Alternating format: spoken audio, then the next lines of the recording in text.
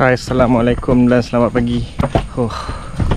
Sekarang aku berada di frame Kepong. Semalam lewat sikit lah kita orang datang kat sini. Sekarang pukul 9 baru sampai. Bangun pun terlewat sebab semalam lepak dengan Han sampai pukul 1 pagi. Semalam meet up dengan Han memang best. Tu sampai pukul 9 sampai pukul 1 pagi. Memang lama gila kita orang lepak, borak semualah. So catching up dengan Han best semalam. So hari ni pagi ni kita terus bersenam lah. Dah lama tak balik sampai lewat malam melepak. Ini kira dalam sejarah lah. So sekarang kita orang tengah berhiking dekat frame ni. Tak adalah hiking sangat, dia ada macam walkway kat sini, Dendai.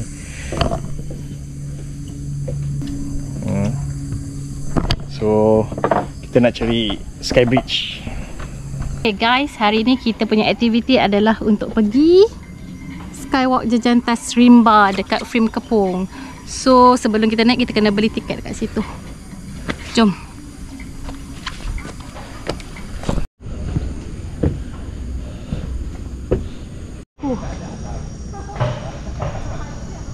So kita dah lepas first tangga kena naik. So dapat lalu first platform ni lah. Lepas tu kena hike lagi satu tangga. Tapi jarak setiap orang tu macam 20 meter. So kena 2 pergi meter. 2 meter? Oh 2 meter. So kena pergi one by one lah. Jom. Lepas tu siapa yang guide, no turning back So once we dah masuk dalam sini, dah tak ada patah balik dah. Let's jom. Aku yang guide lah. Kat Indonesia kat sini pun sama macam ni lah.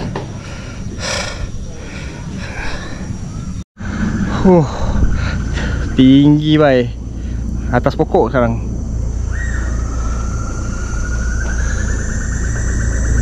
Aku tak berani lah. Goyang-goyang lah sini. So kita dah nak complete kita punya track. Dia tak jauh sangat, dalam 250 meter je. Tinggi tak tinggi sangat. Tak berapa nak tinggi lah. Harga masuk tadi RM15 per pax. Kanak-kanak berapa RM5 kot? RM8. So untuk track RM250 dengan harga RM15. Kalau nak buat rasa-rasa first time nak datang tu boleh lah. Tapi every weekend nak datang tu $2. Nanti datang try. Kita orang sekarang berada di ketinggian 31 meter.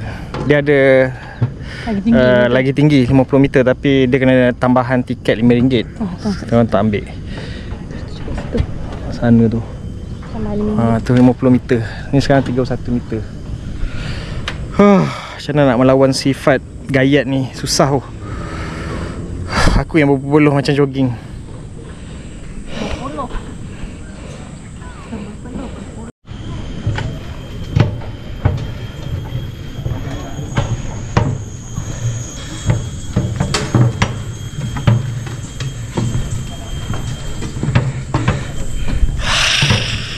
Habis. Faster. Kaki jeli tak? Jeli. Kaki lutut. Lutut jeli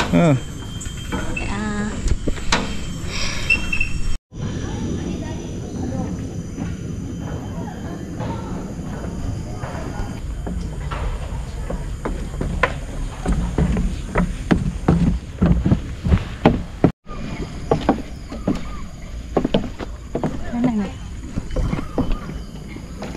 Apa lagi?